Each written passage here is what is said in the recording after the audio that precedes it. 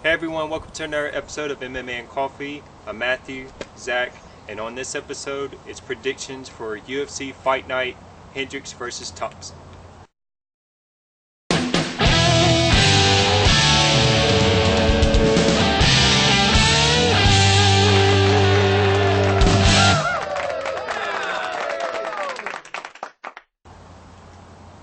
First fight?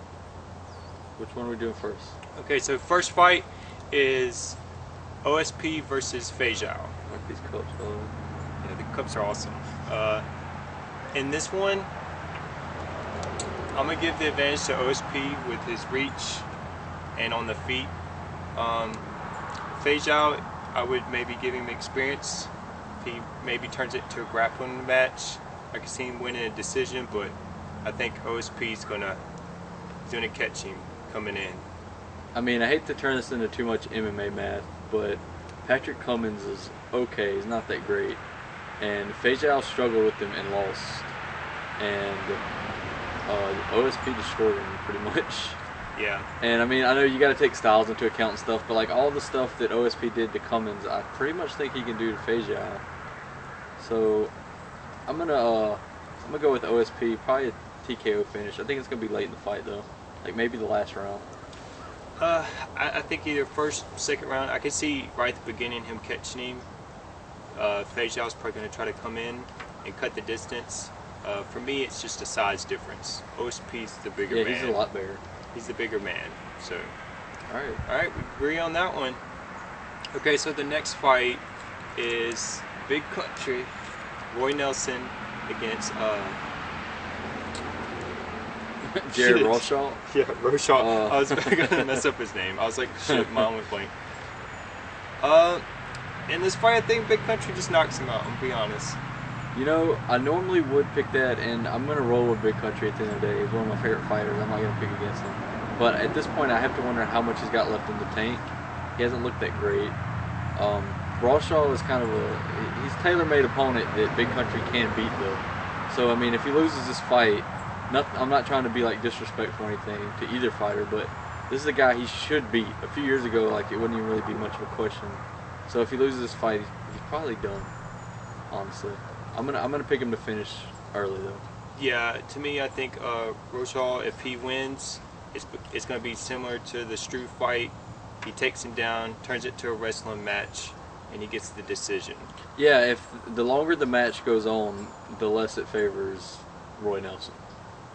I mean, if it were in a three-round fight, he probably lost it. Yeah, by decision, I would say. Yeah. So, but for me, I'm going to say Big Country, overhand right, good night. If he can land it on anybody, this is his last hurrah. This is his chance. So, we'll find out. Alright, so main event, we have Johnny Hendricks against Wonderboy Thompson. Yeah. This one is, okay, we're talking about styles. This is an interesting style. I mean, you had the wrestler against the striker. For me, I think Hendricks should pull it off. If we just look at styles and fights, he should be able to grind it and exploit some of Wonderboy's weaknesses. At the same time, if Wonderboy somehow wins by some crazy knockout kick, then I think, you know, it's going to be hard to not say he's up in there as a contender. It's a big step up for him. Yeah, that's how I was going to lead off with. It's a big step up for Wonderboy, as he's been nicknamed.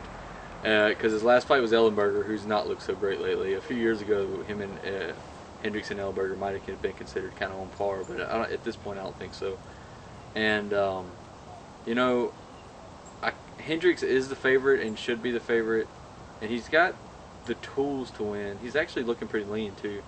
All that said, though, I think it's kind of boring if we keep picking the same people. So I'm going to go with Wonderboy on this one. I think that he has an advantage in stand-up. That's obvious. I think everyone would agree with that.